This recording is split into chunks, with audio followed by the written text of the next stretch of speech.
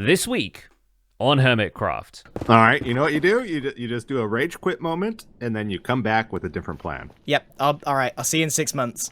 Welcome to the Hermitcraft Recap. My name is Pixel Riffs, our writer is LoyXP, captions on this video were provided by Liara.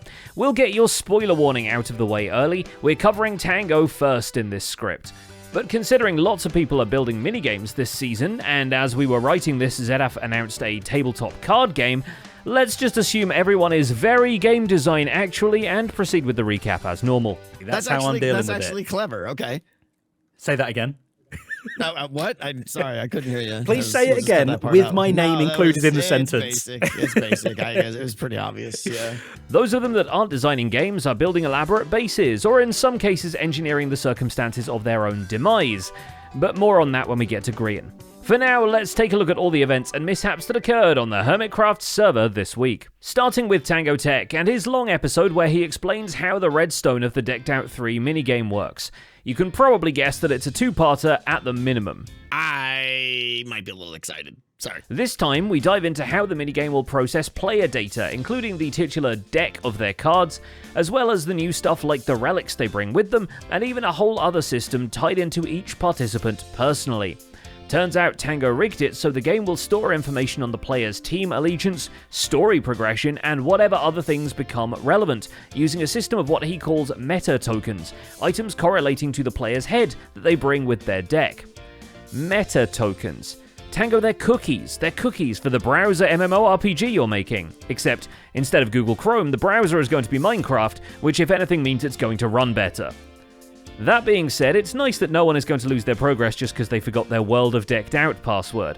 All very simple, straightforward stuff here. The overview of how any of this is even possible highlights just how complicated the systems within the game have become, as well as the fact that between rail, observers, and slime blocks, modern redstoners will use literally anything just to avoid using actual redstone.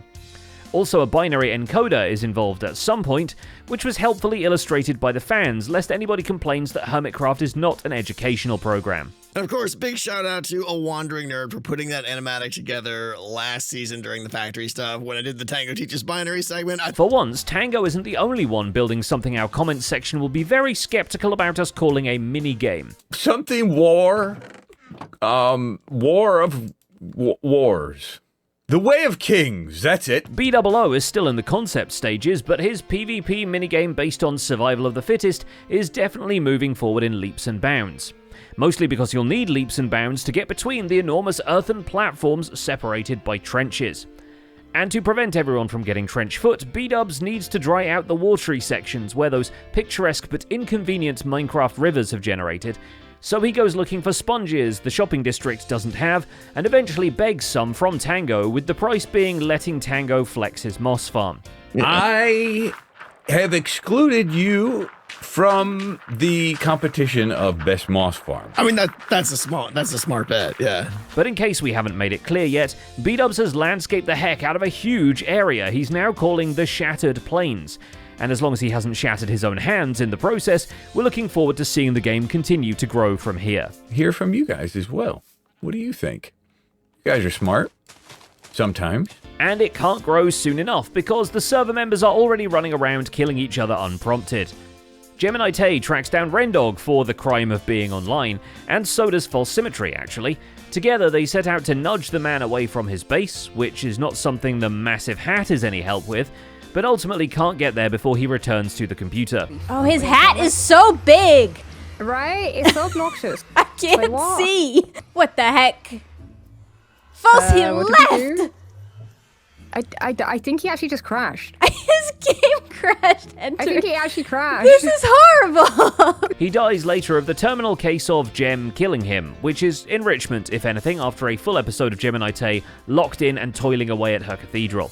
The whole reason for me doing this is to hopefully speed up the process of building in the future, so it's in my best interest to do this well.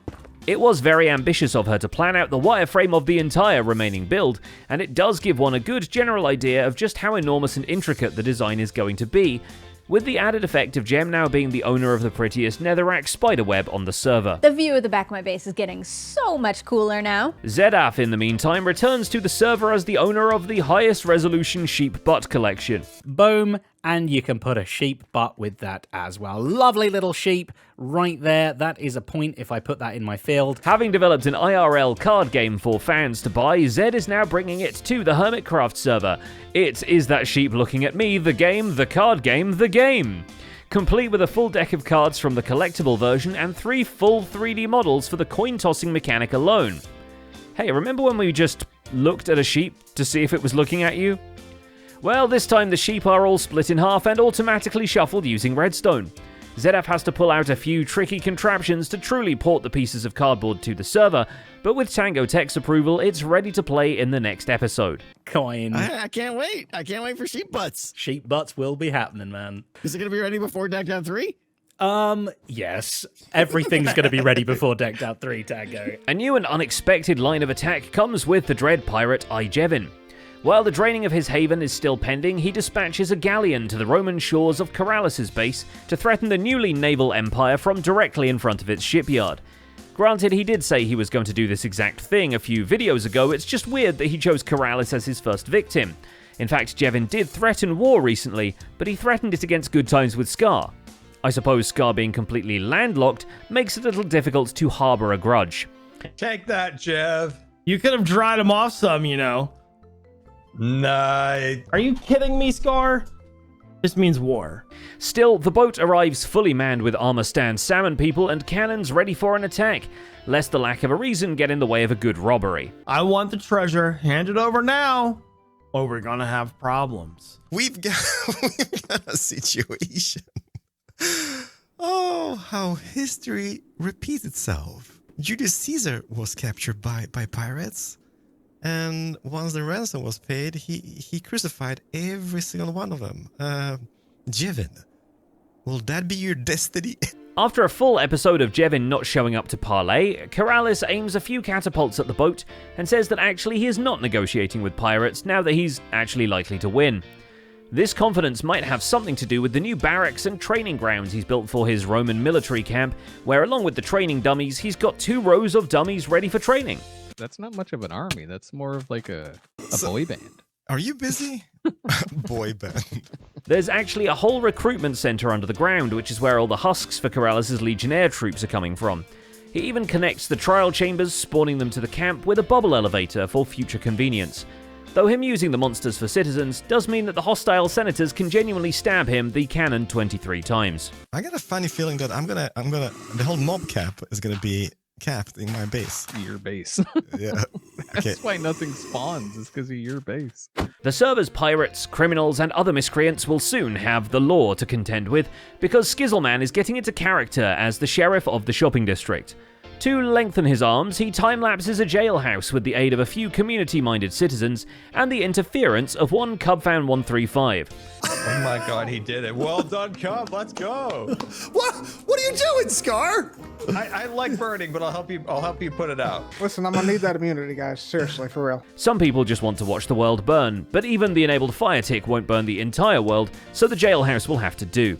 You don't just get immunity through threats. Do you got some pending litigation down at the office, man? What's going on here? I was told I was going to jail earlier, Jeff. Given the chance to smooth things over, though, Skiz is quick to offer Cub diplomatic immunity if he will diplomatically design a cool way for the jail cell to actually imprison people. And no sooner has Skiz made this offer than another criminal mastermind presents himself. Etho carries out some unlawful firework displays at the expense of Good Times with Scar, and is promptly invited to test out the new high-tech security system, which we're pretty sure doubles as an automatic butter churning device. Yeah, cozy on up there. All right, thanks, buddy. Enjoy your time in jail. Thanks for your time. All right, well, we got him. We got him. He's in there, and you guys are amazing. He's going to do his time. He's going to learn his lesson. Enjoy the bloopers. I'll see you next time. Bye. Completely unrelated to firing flaming arrows at anyone who's on the roof of the bank, Skiz also returns to his target gallery minigame idea and enlists Impulse SV's help to randomize how the targets appear. He's surprised to find that Impulse has even brought his own ammunition, but it'll be less surprising when you learn that Impulse has challenged himself to add more cool stuff to the West Tunnel. With the words of Cubfan's manifesto ringing in his ears and the snorts of the Hamtrak pig accompanying him down the tunnel, Impulse sets up an on-rails target game which will test the Hamtrak rider's reflexes, as they will only score points for hitting a target when it has a lit lamp above it. A 7-segment display borrowed from Cubfan, who borrowed it from Etho, records the score. and it seems like the prize is just bragging rights, but we'll see if people go hog wild for Porkshot or not. No wonder this wasn't working. I haven't finished these last bits. Excuse me. Impulse also gets to name some of his biggest fans, quite literally, since these are folks who donated to the Gamers Outreach livestream back in April, who've earned the right to have a ventilation ghast name tagged in their honor. And you'll probably want some ventilation after Impulse discovers the note block prank Gem and Grian left under his bed. Great.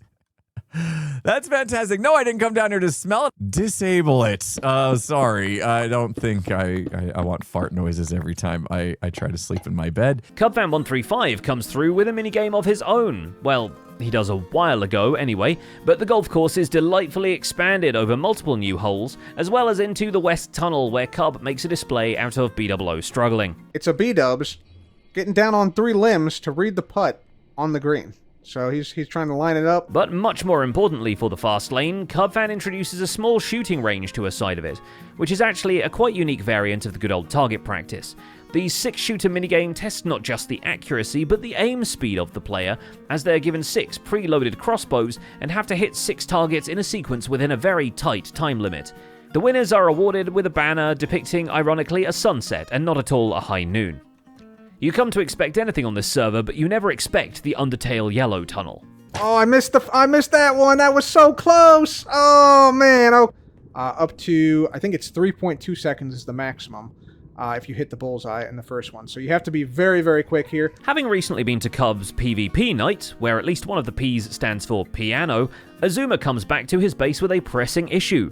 He needs to press and issue a music disc of Scar's beatboxing performance, but he has to remix it first. The way you get good at stuff is by doing stuff, and I would love to make a remix song that reaches the heights of a Ellie Beatmaker or a Jono, but it's gonna take time, right? In what is another instance of X becoming a fan artist for his own Minecraft series, he does indeed spin up a custom music disc for Scar, as well as a few album cover arts for the other server mates. How cool is that? That is cool. For Impulse SV though, he can't get a better present than moving up the wandering RGB light in the Nether Hub that's using about as many item frames as Impulse cut down on back at his storage system. Really, the army of baby piglins all holding items somewhere in the walls might have been a bigger issue lag-wise. It turns out the other P stands for piglins. I know, but they don't attack back, do they? They run away. I know, but it feels bad. They're little dudes. Get them, Impulse, get them! We're surprised that the army of armor stands acting as a conveyor belt for XP crafted doesn't need the same treatment, but when he's had this many comments telling him about Etho's item transport lines, you've got to give XP credit for going and seeing what all the fuss is about. And if you look over here, I'm trying to make it look like the villagers are pitching through items for things to sell you, you know? Right. They stick on the chunk border, right, and then they pile up. If nothing else, it inspires him to find a design for an entity separator, so the armor stands don't all clump up whenever he logs out, and the copper conveyor can be switched on and off whenever he wants it, which is eventually done by way of pressure plates at the entrance, presumably because it's more fun switching it on with your feet. I know. We've spent 2 episodes on this room to get it perfect, like exactly how I wanted it. I feel like it was worth. He's appropriately proud of it and shares his findings with Etho, who, while he's in the neighborhood, is also happy to take some of those spare fireworks off of XB's hands. Of course, these are the propellant-only, non-explosive kind, so XB can't be found liable for the drive-by fireworkings that landed Etho in the slammer. Actually, while I'm here, can I get a box of fireworks? Yes! Now DocM77 has landed back in the studio, he's ready to rant about the security vulnerabilities people found in the Whack-A-Scar systems while he was away. Not only has the punchable armor stand been destroyed by Scar's unsanctioned self-whacking, but Cub has plugged the diamond payment system with easily crafted items after realizing Doc never added a filter. I guess that's what you get for relying on the honor system in a contraption designed to cause mayhem.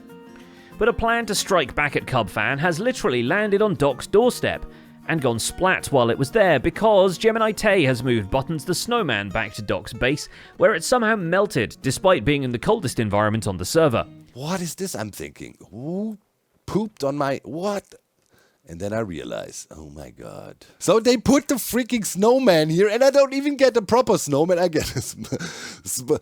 So Doc rebuilds Buttons over at Cub's base, this time adding goat horns, a mechanical arm, and a series of snow golems that will explode out of the scarf as soon as Cub dares to begin breaking blocks. Normally, we'd tiptoe around revealing such a prank, but there were witnesses. Zedaf heard the siren call of shenanigans and helped Doc load the miniature snow golems into their enormous cousin. And also, before Doc even ends the episode, it seems like Cub has already been there to clean it up. Oh my god, that thing looks so derpy. Thank you for returning button, though. Yo, there's snowmen coming out the machine itself! What the heck, bro?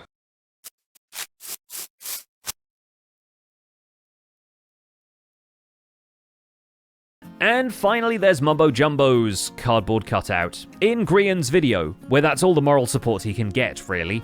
I'm not gonna give up. No, you're right, Mumbo. I'm not gonna give up. I'm gonna get that netherite. I'm currently in negative progress.